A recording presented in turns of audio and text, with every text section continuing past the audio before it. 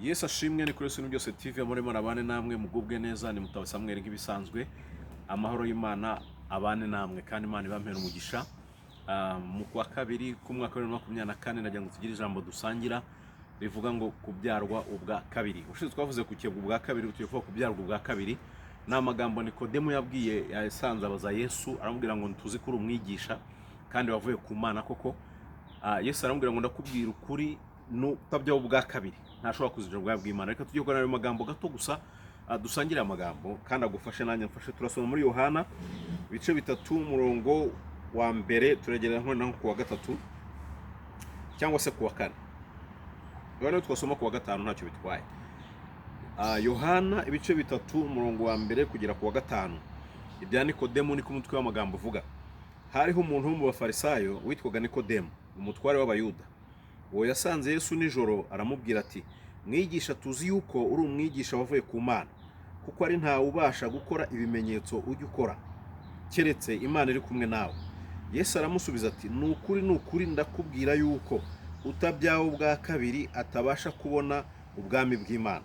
Nikodemo aramusubiza ati: mbese umuntu yabasha ate kubyarwa akuze? Yakongera agasubira mu nda ya nyina akabyarwa? Yesu aramusubiza ati: nukuri ndakubwira yuko umuntu utabyaho ubwa kabiri n'amazi n'umwuka atabasha kwinjira mu bwami bw'Imana. Gatandatu, ikibyarwa n'umubiri nacyo n'umubiri, n'ikibyarwa n'umwuka nacyo n'umwuka. Imana idufashe cyane. Nayo magambo turi kuganiraho gato gusa ubundi dusenga Imana. Imana ibahe umugisha mwinshi. Bakunze Yesu byose TV abantu bankurikira, Imana ibahe umugisha kandi bagire neza, ibahe imbaraga, ibasubize uko musenga, yumve gusenga kwanyu.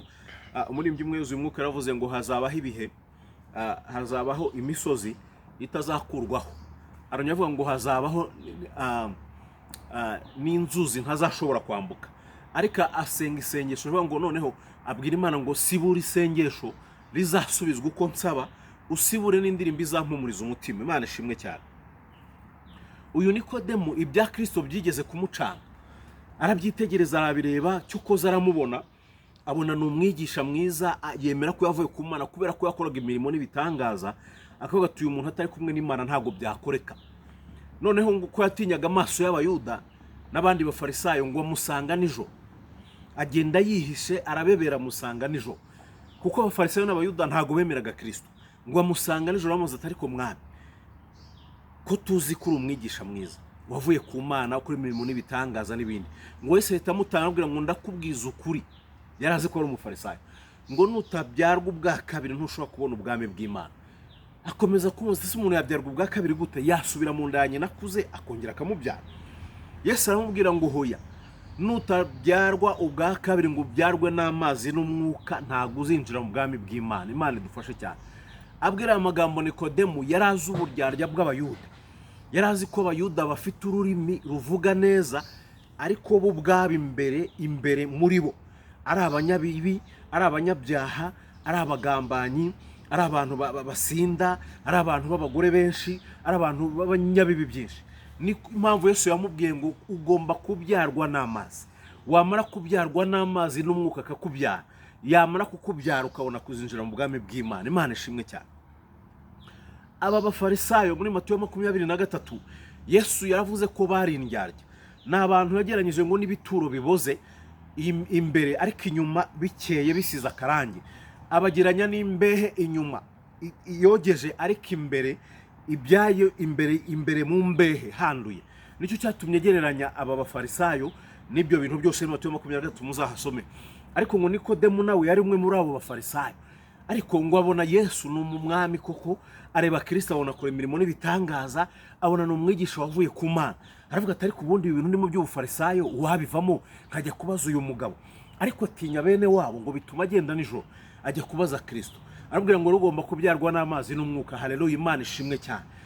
Ari ikintu nje kukubwira kuri uyu munsi, nje kukubwira ngo amazi gusa ntago yagukuraho ibyaha. Amazi yo muri Yorodani kubatizwa ntago guhagije gusa ngo gukureho ibyaha, ntago bishoboka. amazi ntiyagukuraho ubusambanyi, amazi ntiyagukuraho kwiba, amazi ntiyagukuraho kugambana, amazi ntiyagukuraho kubeshyera abandi, amazi ntiyagukuraho ubugome, amazi ntiyagukuraho kamere ufite, amazi ntago yakwicira ibintu byose umwuka yanga mu buzima bwawe. Amazi ntago yagukuraho kugavura, amazi ntago yagukuraho icyaha n'igisa nacyo cyose, amazi ntago azagukuraho guca inyuma umugore wawe, amazi ntiyagukuraho kwiba amaturo, amazi ntiyagukuraho kwiba amafaranga. Nubwo wabyawe n'amazi ariko ukenewe kubyarwa n'umwuka. Imana ishimwe cyane. Umwuka iyo ageze mu muntu hari ibihinduka. Umwuka iyo ageze mu muntu akwemeza iby'ibyaha, akakwemeza kwihana, kandi akaguha n'imbaraga zituma ibyo bintu muri wowe ubitsinda, ukabisunika bikava mu nzira. Umwuka ashobora kukugeraho warabatizwa ariko ukaba ufite akantu ko kunywa inzoga, ariko umwuka yazakubwira ko nakari icyaha ukakavaho. Hari ibintu umwuka ageze akakwiburizaho ubwawe.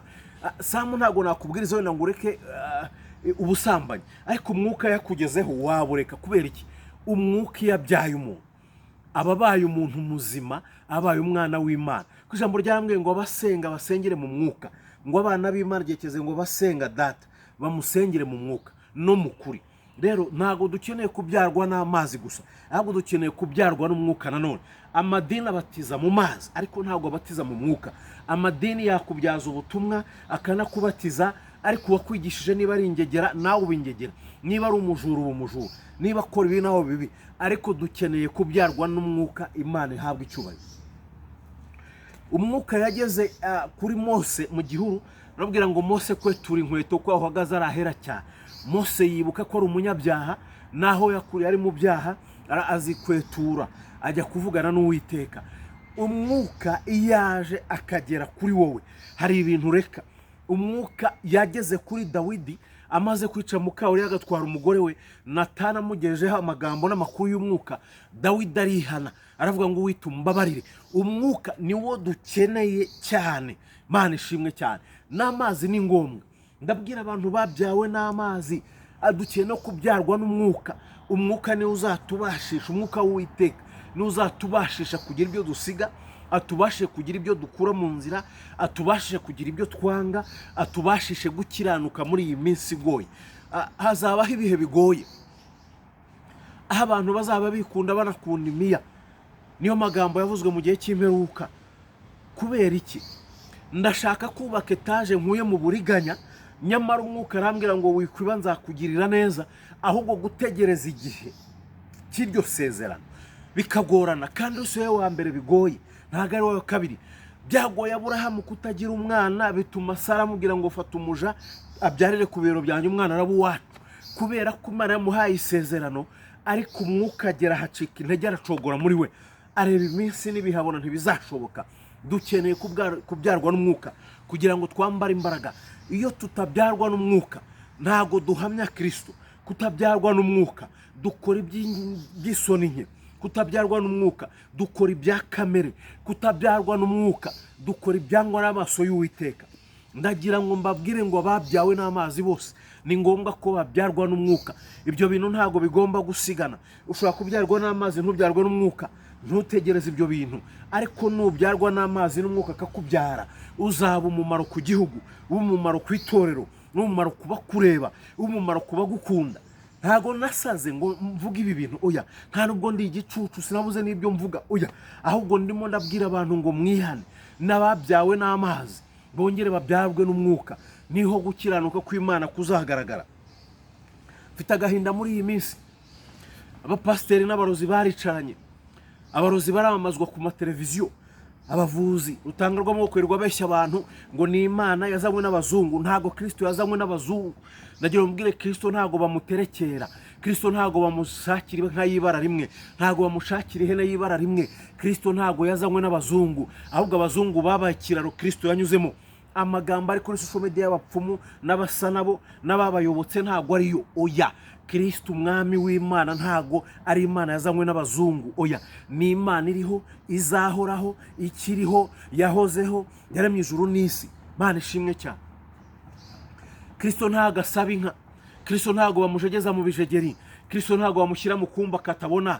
Kristo ntago yicara ku ntebe za kinyarwanda. Ntago ari Imana yazanywe n'abazungu, ahubwo ni Imana yahozeho. Rutanga rw'amaboko ntabayobye, ntababwire ngo hari ryangombe, ni ryangombe nyine, ariko hari Yesu wapfuye akazuka. Uwo ngo dufite ibihamya kuko ari umwami. Uwo dufite ibihamya yatubyaje amazi n'umwuka. Turi abahamya bo kuvuga imirimo ye, turi abahamya bo kuvuga Yesu. Rero mwicogozwa n'abarozi. Abarozi bari ku social media, abarozi n'abarokore barabayobotse. Abarozi baratangaza hose ngo barivuza, ariko reka mbabwire impamvu. Mwabaye nk'abandi bose, mwameze imvi z'urutarutaro, bituma imbaraga zo gukiranuka zibashiramo. Mana dufashe cyane. Habagaho umugabo muto witwaga yasuzugurwaga mu Bisiraheli Samariya, ariko ngo Imana yari imutuyemo.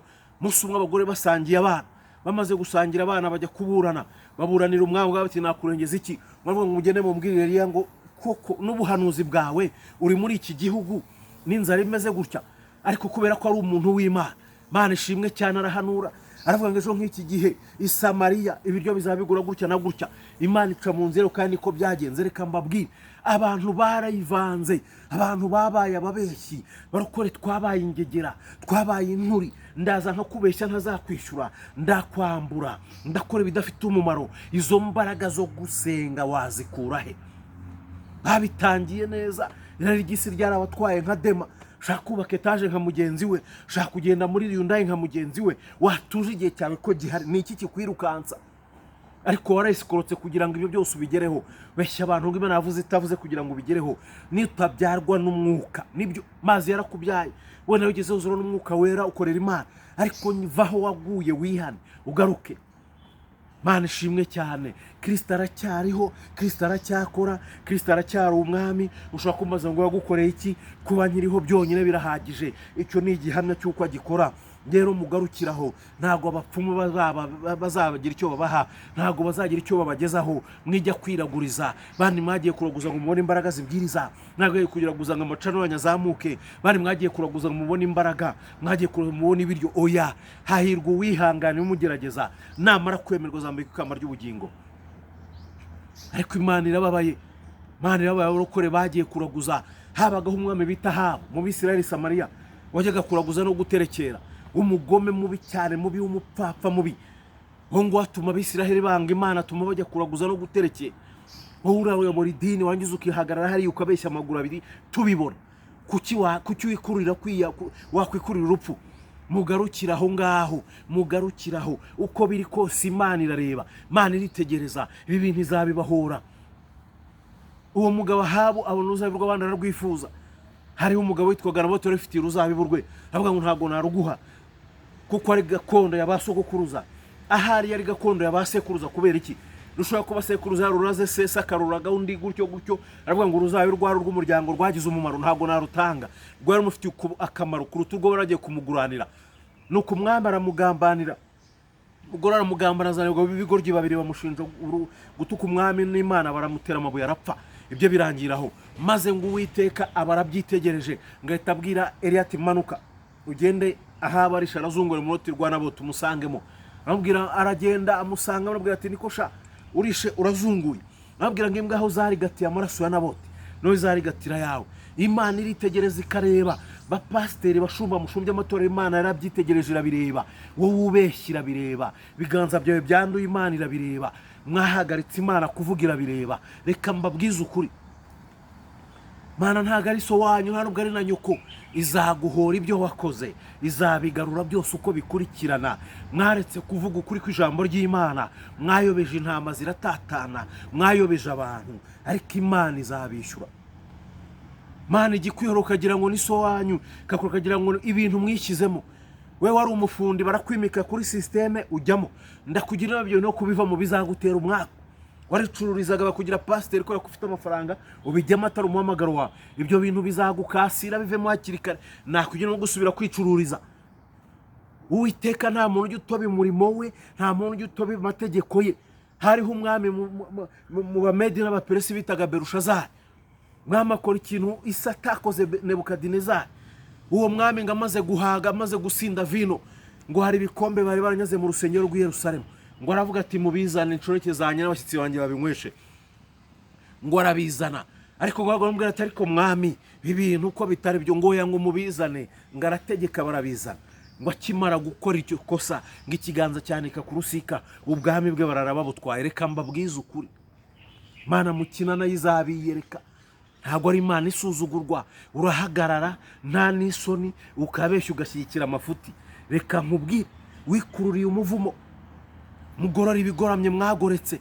Imana irababaye ifite ikibazo, Imana irabaye ifite agahinda. Abantu yari yarizeyemo kubabonamo ku bunyangamugayo, yizeyemo imanza zitabera, yizeyemo ubunyangamugayo, yizeyemo abazakora ibintu neza, yarezemo ko bazubaka ihema ry'ibonaniro neza, yari yabizeye ko bazageza abantu kuri Kristo. Babaye nk'abandi bose, ubutunzi bwarabatwaye, bakoze ibidakorwa. Nanjye ngaragare nk'abandi, cyubahiro cyarabahenuye. Bagiye kugirana amasezerano n'ibidafite umumaro, binjiye mu nzira zitari izabo.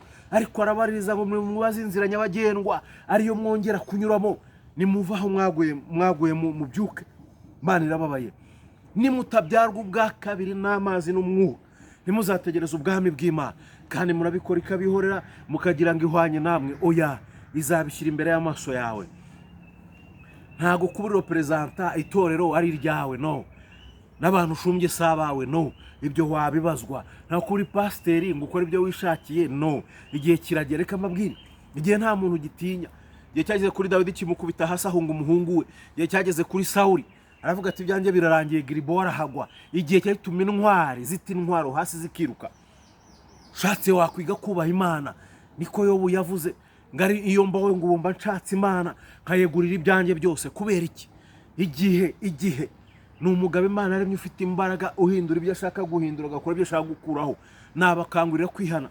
Social media ziriho abagabo, social media mwabantu mwe muri iyi minsi ziriho abagabo bateye ubwoba. Iki kintu bita social media ni ikiyobyabwenge kibi. Nimudashaka turi mutwe amaboko ngo umukore, muzandavura, muzatura mu manegeka. Kubera iki? Hariho ubugambanyi, abantu barafungishanya, abantu n'amatiku, n'abakristo n'amatiku. Ntakongera kuvuga Kristo neza, byabaye amatiku. Mugenzi wanjye arajya mu rukiko nka Barakaruvati, nkajya kumufungisha, navuye nkatera komante. Ariko ninde wabaroze? Pawulo abwira Abaroma ngo komeruka mugenda neza. Ninde wabaroze? Imana dufashe cyane. Nimutabyarwa n'amazi n'umwuka, ntimuzategereze ubwami bw'Imana. Mbaye mbakura inzira ku murima, mbaye mbababwiye, amazi gusa ntiyagukuraho ibyaha. Dukeneye umwuka wera ngo adukureho ikibi cyose, Yezu ubugingo bwacu. Mbibutse ko uyu mubiri utazabona Imana. Mubiri ntabwo uzabona Imana, hazabona Imana ubugingo. Ibyo murwanira muharanira, ubwo kuba abasitari no kumenyekana, ibyo mukora mubeshya, ibyo mukora muriganya, ibyo byose muzapfa mubisige. Cyokoze ufite umugabane wa metero 2 gusa, ibindi bikarangira. Barenganya umuntu ngo nuko umurusha amaboko. We niba kurenganya nawe hari ukurusha amaboko ashobora kuzakurenganya. Nimuvaho mwaguye, mugaruke mu byuke, mwongere mwubaha Imana. Nimutabyarwa n'amazi n'umwuka, ibyo ngibyo ntimuzabitegereze. Nikodemu yari umufarisayo uzi amategeko, yarazi n'Imana, ariko arebye ibya Kristo biramucanga, ngo ajya kumurebesha bene wabo. Aramubwira ubugingo bwe burakira. Mbese uri igiki? Rita umwambaro w'umupasitoro. Mbese umupasitoro ni ubu tubona cyangwa ni ibikorwa? Imana dufashe cyane. Reka nsoreza ahangaha, ariko Imana ifite agahinda, kandi umunsi wo guhora k'umujinya kwayo ni wuzura. Umunsi umwiyenzo wayo wuzuye, izakwereka ko mudahwanye. Ahabu yararaguje araterekera, Imana iramureka. Akora amabi yose atuma basireba bajya mu bijyangwa n'Uwiteka, Imana iramureka. Ariko akoze ikintu cyo kwica Naboti, agakandagiza ibirenge mu ruzabibu, Imana itutumereye ngo genda umubwire ngo bizagenda gutya. Hari igihe Imana izagutumaho cyo kuzanagutumyeho. Imana yohereje abahanuza, abo barakubitwa barasuzugurwa. Yohereza avuga butumwa bwiza, aho baterwa umugongo. Ijwi ry'urangurura mu butayu rirarangurura, habura n'umwe wo kuryitaba. Na n'ubu riracyarangurura. Reka mbabwize ukuri, ntabwo ariko byahoze. Imana izaza, bitinde bishyire kera siko byahoze. Imana izaza. Reka nisengera Imana. Cyo kuzamumvira ijambo, ukumva ukwiye kwihana, uwiba ntakibe, usambana bireke, uroga ntakaroge. Buri wese mu ruhande rwe agorora inzira ze.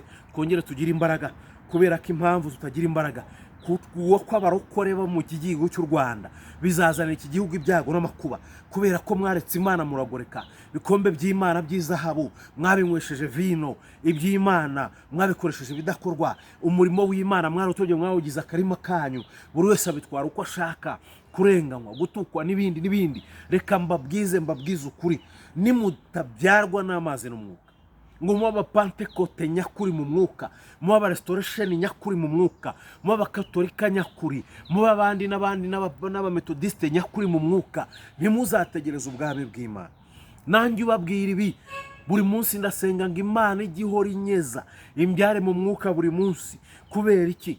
Birababaje cyane kuba waramenye Imana ngo ni nk'imbwa igasubira ku birutsi urangiza ukabivamo. Kuba waramenye ukayivaho ni nk'imbwa igasubira ku birutsi. Birababaje rero, bintu mwabiciye amazi, amategeko y'Imana mwarayorohereje, mu rugendo mwariyorohereje, ibyo gukiranuka mwarabyoroheje, ibintu byose mwabikuyeho. Reka mbabwire, iyi Imana ntegurizwa izuru, urabikora ukakwihorera ukagira ngo ni mugenzi wawe, ariko izabishyira imbere y'amaso yawe uko bikurikira. Dawidi akora icyaha agize ngo birarangiye, ariko ambwira ngo kubera icyo wakoze inkota ntizava mu rugo rwawe, wagize ngo ntiyabonye ishyano kandi ribyibushye ritari rinini. Reka mbabwire, Imana ntinegurizwa izuru, icyo uri cyo cyose Imana ntinegurizwa izuru. Reka nisengere Imana. Mana, ndagushimiye, n'umukozi w'umuhanga, ijambo ryawe ni ukuri kandi rirakiranuka. Ni ukubyarwa n'amazi n'umwuka, kuko utabyawe n'amazi n'umwuka ntabwo azigera abona ubwami bwawe. Ndasenze rero ngo iri jambo ryawe rizafasha abantu bo hirya no hino, imbaraga zawe zizabeho, kumera kwawe kuzabeho mu izina rya Yesu, amen.